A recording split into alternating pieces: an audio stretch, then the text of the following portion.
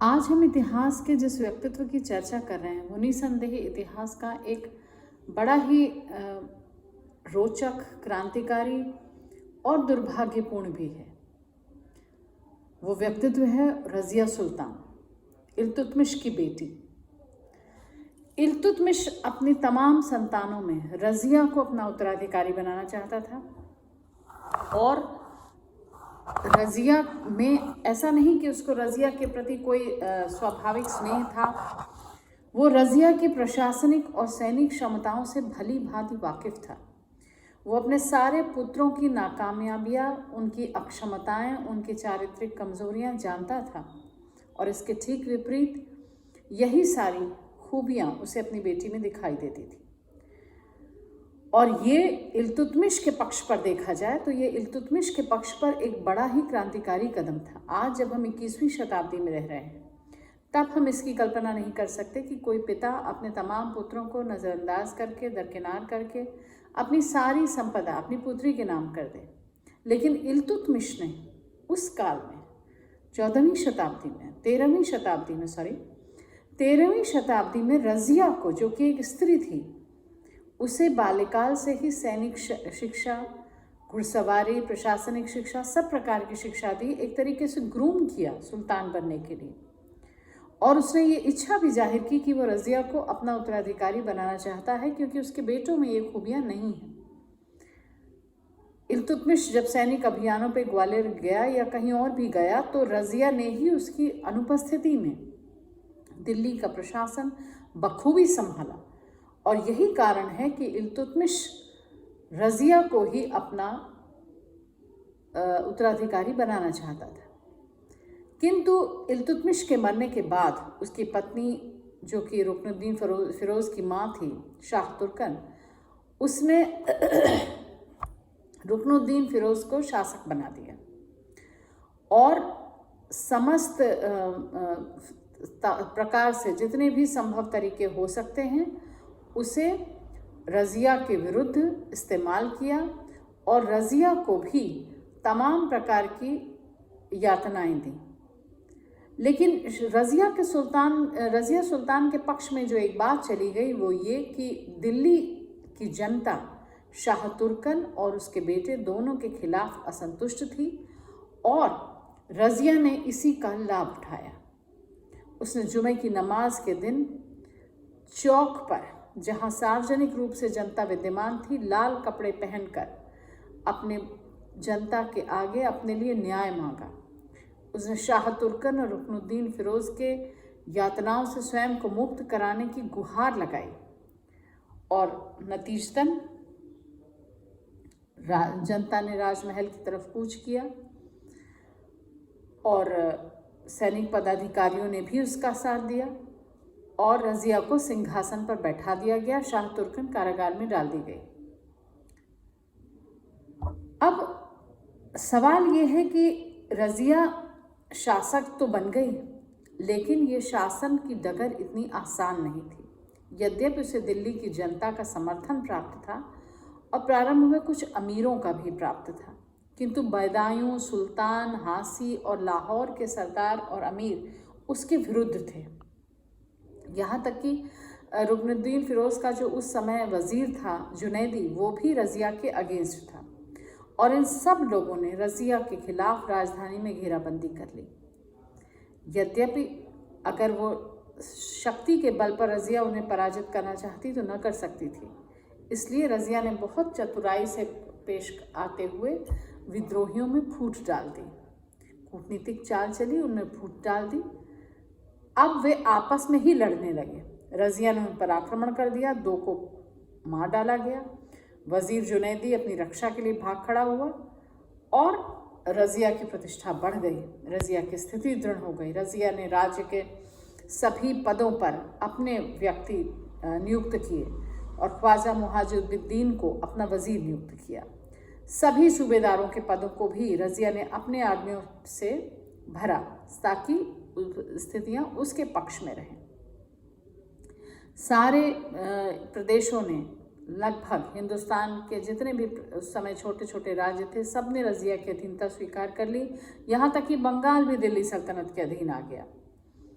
लेकिन तुर्की अमीर जो 40 तुर्कों का दल था, तुर्के चहलगानी जो इल्तुतमिश का था, वो भी अब स्त्री के शासन को धीरे धीरे नापसंद कर रहे थे।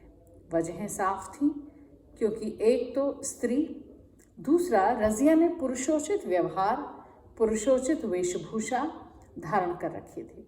वे पुरुषों के समान ही घोड़े पर सवार होती थी। एक पुरुष परिचर याकूत उसे घोड़े पर बैठाता था। वो पुरुषों के वस्त्र पहनती थी और बिना पर्दे के सार्वजनिक रूप से दरबार लगाती थी।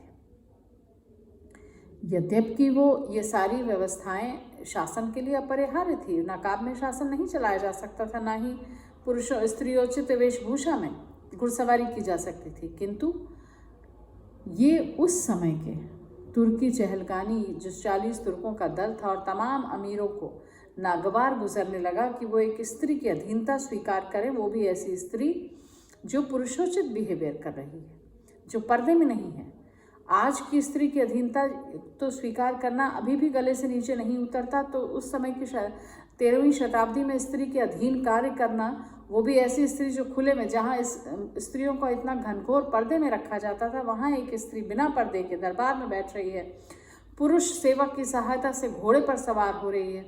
ये सारा उसके लिए, रज़िया के लिए नकारात्मक बिंदु बनते चले गए और वे उसको अपदस्थ करके ऐसे व्यक्ति को शासन पर बैठाना चाहते थे, पहला जो उनके इशारों पर चले, क्योंकि रज़िया एक मानसिक रूप से दृढ़ स्त्री थी। उसमें चारित्रिक कमजोरियां भी अपने भाई की तरह नहीं थी, इसलिए वो अमीरों के हाथ की कठपुतली नहीं बन सकती थी। स्वाभाविक था कि अमीर उसकी जगह पर एक प्यादा या एक मोहरा लाना चाहते थे जो उनके बताए हुए कामों को करे और उनकी बताई हुई स्थितियों पर ही काम करे।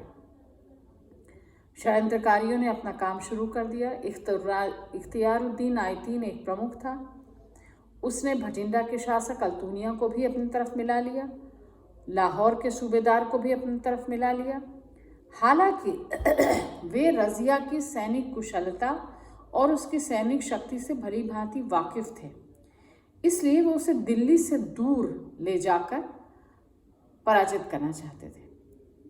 षड्यंत्र के मुताबिक ही लाहौर के सूबेदार ने विद्रोह कर दिया। रज़िया उसका दमन करने के लिए वहां पहुंची, उसे पराजित भी कर दिया। उसने अपने आप को बिना शर्त रज़िया को सौंप दिया। रज़िया विजयी होकर राजधानी लौटी, लेकिन इससे षड्यंत्रकारियों के हौसले पस्त नहीं हुए। उन्होंने तुरंत 15 दिनों के भीतर एक दूसरा विद्रोह किया और अत्यधिक गर्मी के बावजूद रज़िया ने विद्रोहियों के विरुद्ध कूच कर दिया। इस बार षड्यंत्रकारियों ने इतना बखूबी अपना जाल बिछाया था कि जैसे ही रज़िया भटिंडा पहुंची, उसके कुछ एजेंटों ने उसके कुछ विद्रोहियों के कुछ परिचरों ने, जो रज़िया का परिचर था याकूत, उसको गाली दी और उसे पकड़कर मार डाला। याकूत के मरने से रज़िया का दल कमज़ोर हो गया और वो मानसिक रूप से कमज़ोर हो गई, डर गई, और षड्यंत्रकारियों ने उसको जेल में डाल दिया। और इसके बाद 1240 ईस्वी में इल्तुतमिश के एक दूसरे पुत्र बहराम को गद्दी पर बैठा दिया गया, जो कि अब अमीरों के हाथ की कठपुतली बन गया। अब अल्तूनिया जो विद्रोह का अगुवाई कर रहा था, उसको बहराम के सिंहासनारोहण के बाद अपना मनोवांछित पद नहीं मिला, इसलिए और इस बीच रज़िया ने भी कारागार में से ही अपने मैनिपुलेशंस किए और अल्तूनिया को अपने पक्ष में कर लिया।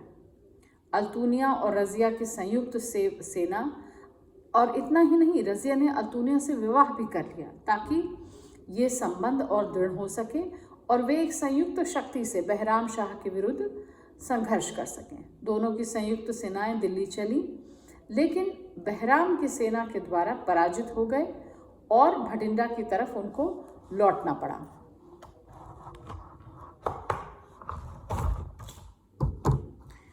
यहाँ से अभी तक आपको कोई सवाल अगर पेश आ रहे हो तो बताइए। नहीं? तो अब यहाँ से उनको जब वो भटिंडा की तरफ लौट रहे थे, मार्ग में ही सैनिकों ने उनका साथ छोड़ दिया और वो एक स्थान पर जब आराम के लिए रुके थे, अल्तुनिया और रजिया, तो डाकुओं ने उनका वध कर दिया। और इस प्रकार एक बहुत प्रॉमिसिंग शासिका जो अगर होती तो हिंदुस्तान का शायद तकदीर कुछ और हो सकती थी। रजिया वो पहली शासिका थी दिल्ली सल्तनत की जिसने हिंदुओं पर लगने वाले जजिया कर को समाप्त किया। आप उस समय उसकी वैचारिक प्रगतिशीलता को देखिए, उसकी मानसिकता को देखिए कि वो उस समय के काल में भी कितनी परिपक्व थी। वो जानती थी कि ये हिंदू बाहुल्य साम्राज्य पर उसको शासन करना है और हिंदुओं पर यदि अत्याचार किया जाएगा तो एक शासिका के लिए शासन करना दुर्गम हो जाएगा। उसने स्त्री होने के नाते बालिकाओं की शिक्षा पर बहुत ध्यान दिया, उनके लिए शिक्षा की व्यवस्था की ताकि राज परिवार में भी और भी जो आम जनों की बच्चियां हैं वो शिक्षा ग्रहण कर सकें। तो यदि रजिया के कुछ विचारों को देखें हम तो उस समय ही हम ये पाएंगे कि रजिया अल्पकाल के लिए ही शासिका बनी, लेकिन उसने अपनी छाप छोड़ दी। उसने उस समय पुरुष प्रधान समाज में पुरुषों के षड्यंत्र, पुरुषों के मैनिपुलेशंस, इनको काबू किया और लगभग वो सफल भी हो गई थी।